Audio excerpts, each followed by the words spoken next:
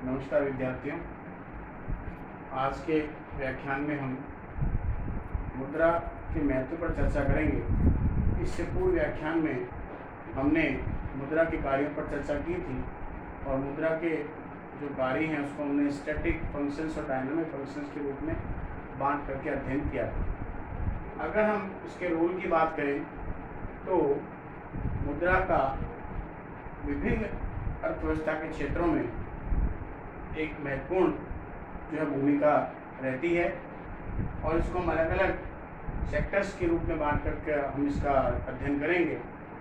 अगर हम मुद्रा के महत्व की बात करें तो वर्तमान परिस्थितियों में जहां उदारीकरण और वैश्वीकरण की हम बात करें तो मुद्रा का अपना बहुत ही बड़ा महत्वपूर्ण योगदान है देश के आर्थिक विकास के अंतर्गत। इसलिए इसके संदर्भ में एक विद्वान ने लिखा भी है कि मुद्रा वह धुरी है जिसके चारों ओर अर्थतंत्र चक्कर लगाता है। यानी जितनी भी आर्थिक गतिविधियां हैं, उत्पादन, उपभोग, विनिमय, वितरण और राजस्व, ये 5 प्रकार की आर्थिक गतिविधियां किसी भी देश की अर्थव्यवस्था में संपन्न की जाती है और इन सब का जो बेस है, जिनका जो आधार है वो मुद्रा ही है और मुद्रा के बिना किसी भी आर्थिक क्रिया को संपन्न नहीं किया जा सकता। तो हम जो है मुद्रा के महत्व पर चर्चा करते हैं। तो सबसे पहले जो हमारा है importance of money in the economic sector, यानी आर्थिक क्षेत्र में मुद्रा की क्या भूमिका हो सकती है। और आर्थिक क्षेत्र की हम बात करते हैं तो मैंने भी आपको बताया कि 5 प्रकार के जो एरियाज हैं जिसको आप इकोनॉमिक एक्टिविटीज़ कहते हैं, उत्पादन, उपभोग, विनिमय, वितरण और राजस्व, उसी आधार पर जो है इसके महत्व को बताया गया है। तो इसका जो सबसे पहला पार्ट आता है आर्थिक क्षेत्र में वो है फील्ड इन कंजम्पशन, यानी उपभोग के क्षेत्र में मुद्रा का क्या महत्व हो सकता है। अगर हम उपभोग के क्षेत्र में मुद्रा के महत्व को देखें तो सबसे पहला जो बिंदु है वो है satisfaction of the human wants. देखिए, आप जब माइक्रो इकोनॉमिक्स पढ़ते हैं और अर्थशास्त्र पढ़ते हैं तो उपयोगिता के अंतर्गत ये बात आती है कि उपयोगिता वह शक्ति है जिससे किसी मनुष्य की आवश्यकता को संतुष्ट किया जा सके। किसी वस्तु या सेवा में जो ताकत होती है, जो क्षमता होती है, उसे उपयोगिता कहा जाता है। मुद्रा जो है वो एक ऐसी शक्ति है जिससे कोई भी व्यक्ति अपनी आवश्यकता की संतुष्टि कर सकता है, या यूँ कह सकते हैं हम कि मानवीय आवश्यकताओं को संतुष्ट करने में मुद्रा अपनी भूमिका निभाती है, क्योंकि मुद्रा के माध्यम से व्यक्ति किसी भी प्रकार की वस्तु और सेवाओं का जो है वो उपभोग कर सकता है। नंबर 2 कंज्यूमर सॉवर्जिनिटी, इसको बोलते हैं उपभोक्ता की सार्वभौमिकता। और उपभोक्ता की सार्वभौमिकता का तात्पर्य यह होता है कि पूंजीवादी अर्थव्यवस्था में जो है उपभोक्ता बिना ताज का राजा होता है। यानी इसका तात्पर्य यह है कि वहाँ पर जो है उत्पादक को किसी भी वस्तु का जो निर्माण है वह उपभोक्ता की आवश्यकता को ध्यान में रखकर किया जाता है। क्यों? क्योंकि वह उस वस्तु विशेष के लिए जो भी मूल्य बाजार में क्या होता है, फ्री इकोनॉमी में, वह देने के लिए तैयार है। इसलिए उपभोक्ता की सार्वभौमिकता का जो निर्धारण है वो भी मुद्रा के आधार पर ही किया जाता है। नंबर 3 आते हैं कंज्यूमर इक्विलिब्रियम। विद्यार्थियों, पूर्व में मैंने आपको बताया था अर्थशास्त्र के अंतर्गत जो है हम मुख्य बात ये करते हैं कि संतुलन की, और संतुलन की अगर हम बात करें तो उपभोग के क्षेत्र में अगर संतुलन की बात करें तो समसीमांत उपयोगिता नियम एक ऐसा नियम दिया गया है जो ये बताता है कि एक उपभोक्ता अपनी आय का भाग विभिन्न वस्तुओं पर किस प्रकार से व्यय करे ताकि उसे जो है सभी वस्तुओं से समान उपयोगिता प्राप्त हो सके।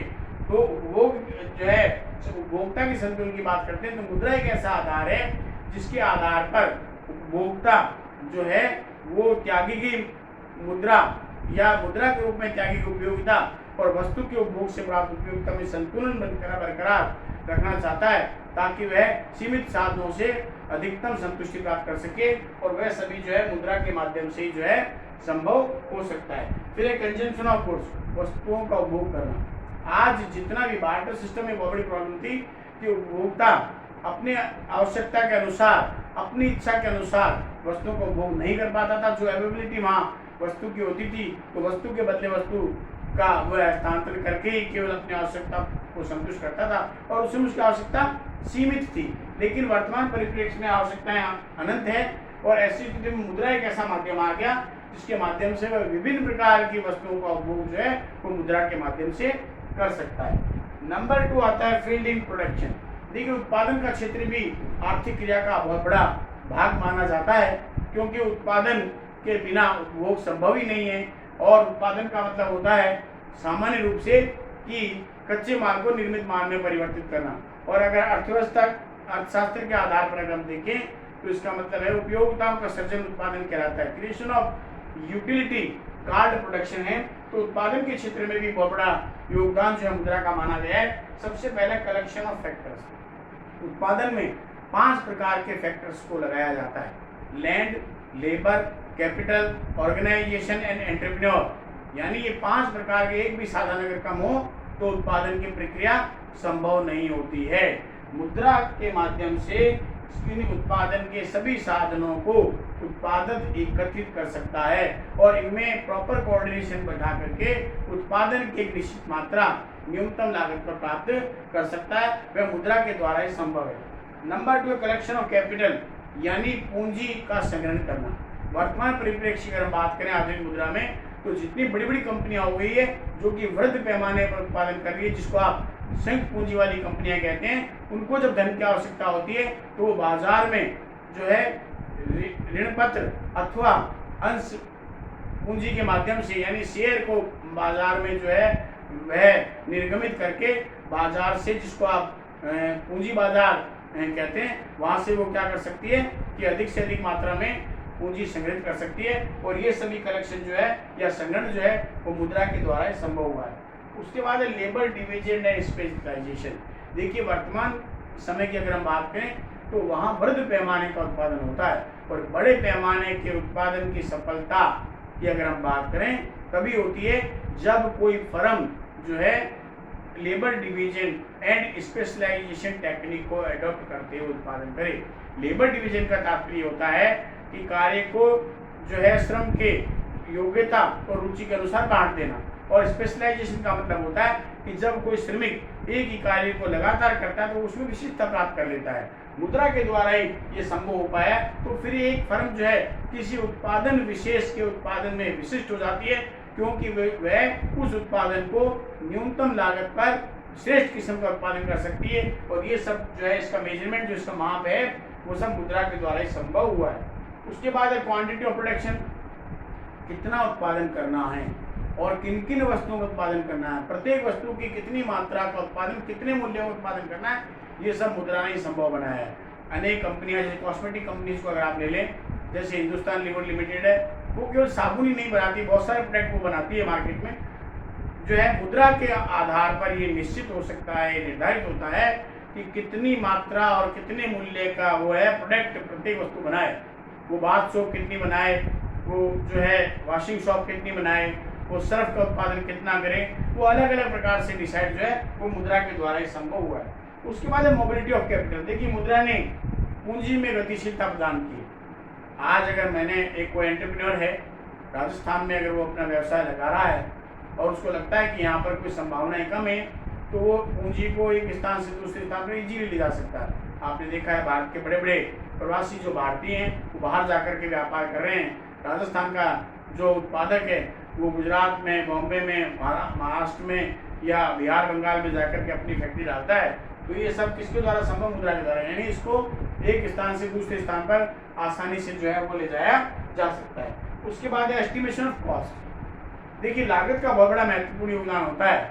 उसके आधार पर ही, लागत के आधार पर ही लाभ की गणना की जा सकती है। मुद्रा ने इस बात को संभव बना दिया कि हम कॉस्ट का एस्टिमेशन कर सकते हैं, यानी जो भी उत्पादक के द्वारा किया जा रहा है उसकी पर यूनिट कॉस्ट क्या आएगी, यानी उसमें लेबर कितनी लग रही है, रॉ मटेरियल कॉस्ट कितनी लग रही है, फैक्ट्री ओवरहेड कितने लग रहे हैं, ऑफिस ओवरहेड कितने लग रहे हैं, सेलिंग एंड डिस्ट्रीब्यूशन ओवरहेड कितने लग रहे हैं, सबको जोड़ करके टोटल कॉस्ट है। और सेलिंग प्राइस में से जब टोटल कॉस्ट को डिडक्ट कर दिया जाता है तो वहाँ पर प्रॉफिट आता है। और टोटल प्रॉफिट को अगर नंबर ऑफ यूनिट्स जो है उससे डिवाइड कर दें तो वहाँ पर प्रति इकाई लाभ की आसानी से गणना की जा सकती है तथा प्रति इकाई जो लागत आ रही है उसकी गणना की जा सकती है। और जब प्रति इकाई लागत की गणना की जाती है तो उसके आधार पर जो है उत्पादक अपने व्यवसाय संबंधी बहुत सारे निर्णय जो ले सकता है। उसके बाद आता है कि विनिमय के क्षेत्र में क्या भूमिका होगी। विनिमय का मतलब ये होता है कि वस्तुओं और सेवाओं का जो है वो आदान प्रदान करना, या जो है बार्टर सिस्टम ही एक ऐसा सिस्टम था जिसने मुद्रा को जन्म दिया। क्योंकि बार्टर सिस्टम की जो डिफिकल्टीज थी, जिसके बारे में मैंने पूर्व में आपको बताया है कि कॉम्बिनेशन को बिठाना बहुत मुश्किल था, कौन चावल देने वाला है, कौन गेहूँ लेने वाला है। उस जो मुद्रा जो है वो वस्तु होती थी, एक स्थान से दूसरे स्थान पर ले जाने की बहुत बड़ी समस्या थी, उसका मेजरमेंट करने की बहुत समस्या थी, डिविजिबिलिटी की प्रॉब्लम थी। अगर आप गाय ले रहे हैं उसकी जगह चावल ले रहे हैं, लगता है गाय का मूल्य चावल की तुलना ज़्यादा हो तो उसे काट नहीं सकते, यानी उसकी यूनिट के रूप में प्रयोग करना पड़ेगा। तो इस प्रकार संग्रहण की बहुत बड़ी समस्या थी। तो इस प्रकार जो बार्टर सिस्टम में जो प्रॉब्लम्स थी, उन प्रॉब्लम को दूर करने में मुद्रा ने जो विनिमय के क्षेत्र में बहुत बड़ी भूमिका अदा की है। आज कोई भी व्यक्ति किसी भी वस्तु को मुद्रा के माध्यम से क्रय कर सकता है। अगर आपको कपड़ा खरीदना है आप मीटर में लेंगे, दूध लेना है आपको आप लीटर में ले लेंगे, आपको चीनी लेनी है आप केजी में लेंगे, तो आपको गोल्ड लेना है तो पर ग्राम पर आप ले लेंगे। तो ये सब किसने संभव बनाया मेजरमेंट? ये सब जो है सुविधाएं वो मुद्रा के द्वारा ही संभव हो पाई है। उसके बाद आता फील्ड एंड डिस्ट्रीब्यूशन, वितरण के क्षेत्र में बहुत बड़ी। वितरण का मतलब होता है distribution of the national income among factors of production. मैंने आपको बताया किसी भी उत्पादन में 5 प्रकार के साधन लगते हैं, लैंड, लेबर, कैपिटल, ऑर्गेनाइजेशन और एंटरप्रेन्योर। सब अपना अपना हिस्सा लेती है। जो है रेंट की अपने बात करें लैंड की तो वो लगान लेती है, उसके बाद कैपिटल की बात करें तो वो इंटरेस्ट लेता है, ऑर्गेनाइजेशन की बात करें तो वो सैलरी लेता है, और अगर जो है लेबर की बात करें तो वो वेजेज लेता है, और बचा हुआ जो रेजिडुअल पार्ट है वो एंटरप्रेन्योर लेता है लाभ के रूप में। किसको कितना हिस्सा मिलना चाहिए ये मुद्रा ने संभव बना दिया है। आज हम इसके माध्यम से उत्पादन के जो विभिन्न सिद्धांत दिए गए हैं, जैसे लगान का सिद्धांत है, ब्याज का सिद्धांत है, लाभ के सिद्धांत है, वितरण का सीमांत उत्पादकता सिद्धांत है, ये जितने सिद्धांत दिए गए हैं उसके आधार पर हम इजीली फाइंड आउट कर सकते हैं कि उत्पादन के साधन को कितना ब्याज मिलना चाहिए, कितना लगान मिलना चाहिए, कितना हिस्सा उसका उस उत्पादन जो है राष्ट्रीय आय में होना चाहिए। ये मुद्रा के द्वारा संभव हुआ है। उसके बाद है field in the public finance. देखिए राजस्व एक बहुत बड़ा वाइड जो एरिया है सरकार का, और पब्लिक फाइनेंस राजस्व का मतलब होता है एक ऐसा क्षेत्र जहाँ पर सरकार की आय और व्यय की क्रियाओं का अध्ययन किया जाए, उसे राजस्व कहा जाता है। इसके 4 पार्ट होते हैं। एक होता है कर नीति, दूसरा हमारा होता है व्यय नीति, तीसरी बजट नीति, और चौथी हमारी होती है ऋण नीति। कर नीति में ये तय किया जाता है कर कैसे लेना है, कितना लेना है, कर की दरें क्या होगी, निश्चित होता है। व्यय नीति में निर्धारित किया जाता है कि व्यय कितना करना है, कहाँ कहाँ करना है, कितनी कितनी मात्रा में करना है, ये सारा डिसाइड होता है। बजट नीति में ये निर्धारित किया जाता है कि बजट में घाटा कम से कम हो, संतुलित बजट किस प्रकार बनाया जाए, ये सारा राजस्व का पार्ट है। और अंतिम में ऋण कैसे लेना है। सरकार को भी अपनी वित्तीय आवश्यकताओं की पूर्ति के लिए ऋण की आवश्यकता होती है, तो या तो आंतरिक ऋण लेता है, बाह्य ऋण लेता है। ऋण कितना है, कब लेना है, कितना लेना है, कितनी अवधि के लिए लेना है, किस प्रोजेक्ट के लिए लेना है, ये सब जो है वो मुद्रा ने संभव बनाया है। तो राजस्व संबंधी क्रियाओं में भी मुद्रा की बहुत बड़ी भूमिका देखी जा सकती है। उसके बाद आता है field in the social and political sector. सामाजिक और राजनीतिक क्षेत्र में मुद्रा की अपनी बहुत बड़ी भूमिका है। सबसे पहला था सोशल फ्रीडम। देखिए मुद्रा ने सामाजिक स्वतंत्रता प्रदान की, दासता से मुक्ति दिलाई है श्रमिकों को। आज जितने भी श्रमिक लगते हैं कार्य पर तो उनको मुद्रा के रूप में भुगतान किया जाता है। उसके अंदर लेबर एक्ट बने हुए हैं, श्रम अधिनियम बने हुए हैं, कारखाना अधिनियम बने हुए हैं, मजदूरी की दरें फिक्स है, नियोक्ता उनका शोषण नहीं कर सकता, और ऐसे जितने घंटे उसने काम किया है जो मजदूरी की दरें निर्धारित है उसके आधार पर जो है वो अपने जो भी किए गए कार्य है उसका प्रतिफल वो प्राप्त कर सकता है। तो इस सामाजिक स्वतंत्रता जो है वो श्रमिकों को मुद्रा ने प्रदान की है। फिर सोशल अवेयरनेस, सामाजिक जागरूकता आई है। आज हम जो देखते हैं कि जो भी स्थिति बनती है समाज में, जो लोगों में जागरूकता आई है मुद्रा के आधार पर आई है। किस आधार पर? क्योंकि जब भी हम अपना टैक्स चुकाते हैं, आय का एक भाग हमें कर के रूप में सरकार को चुकाना पड़ता है, तो उसके बदले लोग भी ये चाहते हैं, समाज भी चाहता है कि उनका उपयोग जो है वह अधिकतम सामाजिक कल्याण के लिए हो। स्कूल खुलें, कॉलेज खुलें, बैंक खुलें, अच्छी सड़कें, ड्रिंकिंग वाटर, मेडिकल फैसिलिटी, ये सब होनी चाहिए। और अगर ये नहीं है, सरकार नहीं कर रही है, तो उसके बदले वो अपना वोटिंग राइट्स के माध्यम से उस सरकार को हटा सकती है। तो मुद्रा ने ये संभव बना दिया कि सामाजिक जागरूकता जो है किस प्रकार से उनकी सामाजिक सुविधाओं का लाभ जो है सरकार से जो टैक्स उनको चुकाया जा रहा है सरकार को, उसके बदले वो किस प्रकार से प्राप्त करें। फिर आता है पॉलिटिकल अवेयरनेस।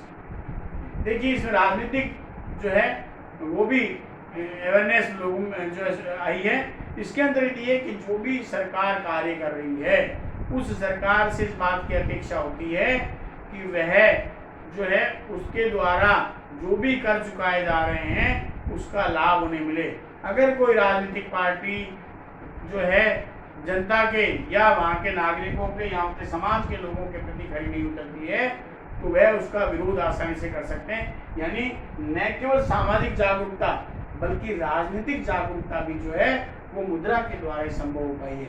इस प्रकार से अगर हम वर्तमान परिप्रेक्ष्य की बात करें जहाँ आज हम उदारीकरण की बात कर रहे हैं तो money play very significant role in the different economic sector. अलग अलग क्षेत्रों में जो है इनकी बहुत बड़ी भूमिका आप देख सकते हैं। अगला जो हमारा टॉपिक होगा या अगला जो हमारा कंटेंट होगा, हम विभिन्न अर्थव्यवस्थाओं में या विभिन्न आर्थिक प्रणालियों में मनी का क्या रोल होता है उसके बारे में हम चर्चा करेंगे। धन्यवाद।